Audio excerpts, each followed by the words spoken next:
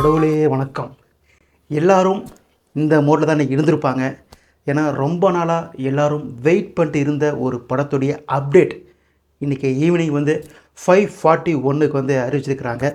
நம்ம AK64 நம்ம தலை அஜித் அவருடைய அடுத்த படம். இந்த படத்தை யார் எடுப்பாங்க அப்படின்ற மாதிரி ஒரு பெரிய ஒரு எக்ஸ்பெக்டேஷனாக போயிட்டு இருந்துச்சு. ஏன்னா அஜித்துக்கு தயாரிப்பாளர்களே கிடைக்க மாட்டாங்க.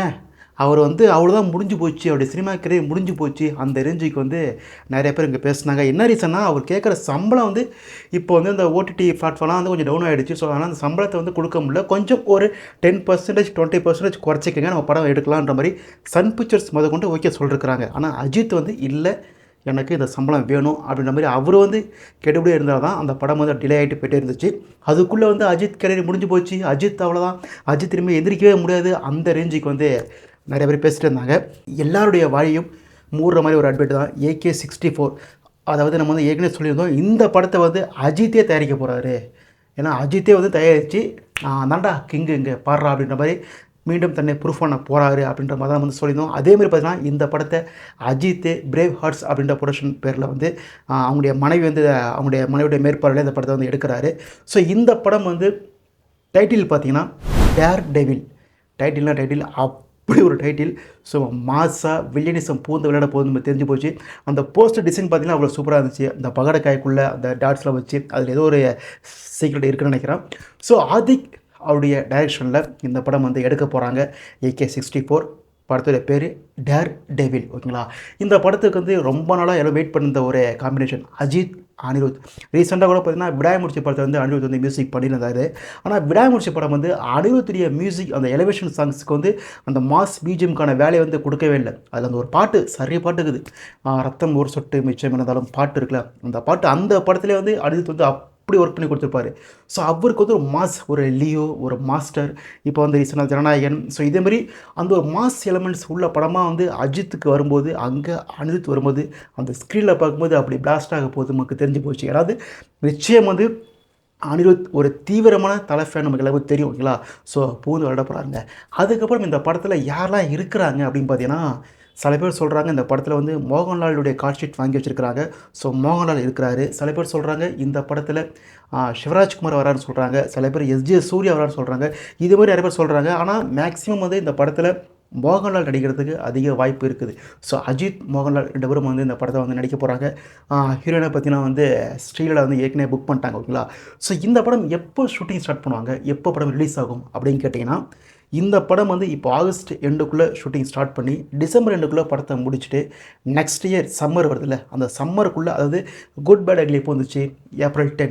ஸோ அந்த டேட், அந்த ரிலீஸ் டேட் வாக்கில் பார்த்தீங்கன்னா இந்த படத்தை ரிலீஸ் பண்ணுவோம் அப்படின்ற மாதிரி டீம் பிளான் பண்ணிருக்கிறாங்க. ஸோ நல்ல ஒரு சம்மர் ஹாலிடேக்கு ஒரு பக்காவான ட்ரீட்மெண்ட் நம்ம சினிமாவில் கிடைக்க போகுது. ஏன்னா ஆதிக்கு செம்ம ஜாலியாக ஃபன்னாக இருக்கிற ஒரு கேரக்டர் படம். அவருடைய படம் மார்க்காடி பார்த்தீங்கன்னா அவ்வளோ ஃபன்னாக எல்லாம் பிடிச்சி போச்சு. குட் பேட் அக்லி பார்த்தீங்கன்னா வேறு லெவல் மாசு, அந்த ஃபேன்ஸ் மூடி அப்படியே மாற்றி விட்டார். ஸோ அவர் ஒரு கமர்ஷியல் ஃபுல் அண்ட் ஃபுல். அவர் ஏற்கனவே சொல்லிட்டார், என்னுடைய அடுத்த படம் பார்த்தீங்கன்னா நாட் ஓன்லி ஃபேன்ஸ் எல்லாரும் கொண்டாடுற மாதிரி ஒரு மார்க்காட்டின மாதிரி அவ்வளோ ஜனரஞ்சமாக அவ்வளோ சூப்பராக இருக்க போகுதுன்ற மாதிரி ஏற்கனவே சொல்லிட்டார். இந்த டைட்டில் பார்த்தா கூட அப்படியே தெரியுது, ஒரு செம்மையான ஒரு மாஸ் கலைவான கமர்ஷியல் படம் வெயிட் பண்ணிகிட்டு இருக்குங்க. ஸோ அஜித் ஈரோடு நிற்கல. இன்றைக்கி அவர் சினிமாக்குள்ளே புகுந்து அவர் சினிமாவில் கால் எடுத்து வச்ச நாள் ஆகஸ்ட் 3. ஓகேங்களா, ஸோ அந்த நாள் கொண்டாடும் வகையில் பார்த்தீங்கன்னா கிளாடியேட்டர்ஸ் அப்படின்ற பேரில் அவருடைய அந்த ரேஸ் சம்மந்தப்பட்ட ஒரு ஆவணப்படம் ரிலீஸ் பண்ணுறாங்க. ஸோ அதனுடைய ஃபஸ்ட் லுக், ஸோ அந்த லுக்கு நமக்கு இம்ப்ரெஸ் பண்ணல, ஸோ அதை விட்டுருங்க. ஆனால் அஜித் இந்த AK64 டேர் டெவில் இருக்குல்ல, இந்த படத்துக்கு அப்புறம் அவர் அடுத்தது மங்காத்தா 2 நடிக்க போகிறாரு அப்படின்றத ஒரு பெரிய ஹாட்டான நியூஸ். ஏன்னா மங்காத்தான்ற படம் ஒரு landmark, Tamil cinema landmark. Not only Ajith, Tamil cinema landmark தான் மங்காத்தா. அந்த படத்தில் பார்ட் 2 எப்படா வரும் எல்லாத்தையும் கேட்டால் சொல்லுவாங்க, எந்த படத்துக்கு பார்ட் 2 வெயிட் பண்ணுறீங்க அப்படின்னு கேட்டிங்கன்னா, நாட் ஓன்லி அஜித் ஃபேன்ஸ் எல்லா ஃபேன்ஸ் சொல்லுவாங்க இந்த மங்காத்தா 2 சூப்பராக இருக்குங்க அப்படின்ற மாதிரி சொல்லுவாங்க. ஸோ வெங்கட் பிரபு எழுத ஆரம்பிச்சிட்டார் ஸ்கிரிப்டை. ஸோ மங்காத்தா 2 நெக்ஸ்ட் இயர் ஜனவரி ஆர் பிப்ரவரியில் படம் ஸ்டார்ட் பண்ண போகிறாங்க. இந்த படம் ஏற்கனவே அஜித் பிளான் பண்ணி வச்சுட்டார். அந்த படம் முடியும் சொல்லிட்டாராம், அர்ஜுன்லாம் சொல்லிட்டாராம் மங்காத்தா 2 கதை எட்டையே கொஞ்சம் இருக்குது, நம்ம நிச்சயம் இந்த படத்தை போடணும்னு சொன்னார். நடுவில் வெங்கட் பிரபுக்கும் அஜித்துக்கும் ஒரு சின்ன மனஸ்தாபம் ஏற்பட்டு ஸோ அப்படியே இருந்து போயிடுச்சு. இப்போ எல்லாமே சால்வ் ஆகி மங்காத்தா 2 பண்ணுறதுக்கு நான் ரெடி அப்படின்ற மாதிரி அஜித் கிளம்பி இறங்கிட்டாருங்க.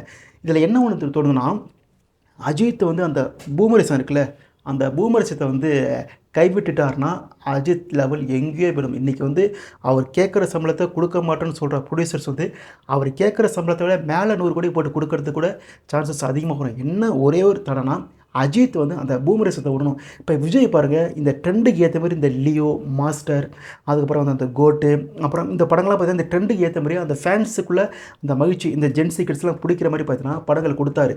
அந்த ஒரு செம்ம ஜாலியா வைபான படம்லாம் குடுத்தாரு. ஸோ அதனால தான் பார்த்தீங்கன்னா, அவரு சிஎம்மே ஆகுற அளவுக்கு வந்து அவருக்கு வந்து ஒரு ஒரு ரெஸ்பான்ஸ் கிடச்சிருக்குது ஓகேங்களா. ஸோ அந்த மாரி அஜித் வந்து பார்த்தீங்கன்னா, இந்த கருத்து பேசுறது, நான் வந்து தம் அடிக்க மாட்டேன், சரக்கு அடிக்க மாட்டேன், கெட்ட வார்த்தை பேச மாட்டேன் அப்படின்ற அந்த பூமர்த்தனமா இருக்கிறது, இதெல்லாம் ஒதுக்கி வச்சுட்டு, அந்த விநாயக் மகதேவ், டேவிட் பில்லா அப்படி உள்ளே இறங்கிட்டாருன்னா, அவர அடிச்சுக்க இங்க எவனுமே கிடையாது அப்படின்றத வந்து நம்ம சொல்லி ஆகணும். ஓகேங்களா. அது வந்து நம்ம வந்து பொறுத்திருந்து பார்ப்போம். இதுக்கு நடுவுல பார்த்தீங்கன்னா, தேவையில்லாம சூர்யா ஃபேன்ஸ் வேற, அஜித் ஃபேன்ஸ் வந்து சண்டை போட்டுக்கிட்டு, இனிமேல் நாங்க ஒண்ணு, நாங்க தான்டா ஒண்ணு, the one Suriya, the one Suriya அப்படின்ற மாரி. த ஒன் அப்படின்னு சூர்யா ஃபேன்ஸை தவிர வேறு யாருமே சூர்யாவை பார்த்து சொல்கிறதில்ல ஓகேங்களா. ஸோ சூர்யா ஃபேன்ஸ் வந்து எந்த ஃபேன்ஸும் கண்டுக்கிறதே கிடையாது. அவனுங்களா வந்து விஜய் வெளியே போயிட்டாரு, நம்ம அஜித்தை ஒம்பளப்போம், அஜித்தை ஒம்பு எடுத்தா அஜித் சூர்யான்னு மாறும், டயர் ஒன்றா மாறிடுவோம் அப்படின்ற மாதிரி சூர்யா ஃபேன்ஸ் நினச்சிட்டு இருக்கிறாங்க. அது அவங்களுடைய ஆசை, விட்டுட்டு போகட்டும். ஸோ நம்மளை பொறுத்த வரைக்கும் இந்த AK-64 டேர் டெவில் செம்மையான தரமான ஒரு படமாக வரப்போகுது. நம்ம எல்லோரும் எக்ஸ்பெக்டேஷனும் பூர்த்தி பண்ணுற மாதிரி ஆதிக்கு வந்து இந்த படத்தை வந்து அப்படியே செதுக்கி அப்படி கையில் கொடுக்க போகிறாருங்க. இந்த படத்தில் வந்து என்ன எனக்கு ஒரே ஒரு சின்ன உறுத்தல் பார்த்தீங்கன்னா, டான்ஸ் மாஸ்டரை வந்து வேறு யாராவது மூவ் பண்ணிக்கலாம். ஏன்னா அந்த கல்யாண் மாஸ்டர் வந்து தொடர்ந்து அஜித் படங்களை வந்து கொடுக்குறாரு. அவர் சில ஸ்டெப்ஸ் மட்டும் தான் கொடுக்குறாரு. அந்த ஸ்டெப்ஸை வந்து சும்மா இப்படின்றாரு எதனா ஒன்று பண்ணிட்டு போகிறாரு தவிர, ஒரு நல்ல ஒரு பார்க்கறதுக்கு தியேட்டரில் பார்க்கறதுக்கு வந்து அப்படியே வைபாக இருக்கிற ஒரு ஸ்டெப்ஸ் வந்து எதுவுமே அவர் கொடுக்குறது கிடையாது. அதுக்கு வந்து இப்போ விஜய், சிவகார்த்திகேயன்லாம் பார்த்தீங்கன்னா, அவங்களுக்கு கொடுக்குற டான்ஸ் மாஸ்டர்லாம் பார்த்தீங்கன்னா அவ்வளோ சூப்பராக கொடுக்குறாங்க. அஜித் அந்த அளவுக்கு டான்ஸ் ஆட மாட்டாருன்றது அடுத்த பட்சம். ஆனால் அவர் வந்து ஒரு நல்ல டான்ஸரா இருந்தார் ஒரு காலத்தில. ஓகேங்களா. அந்த வரலாறு படம்லாம் பார்த்தீங்கன்னா, அவ்வளோ சூப்பரா ஆடிருப்பாரு.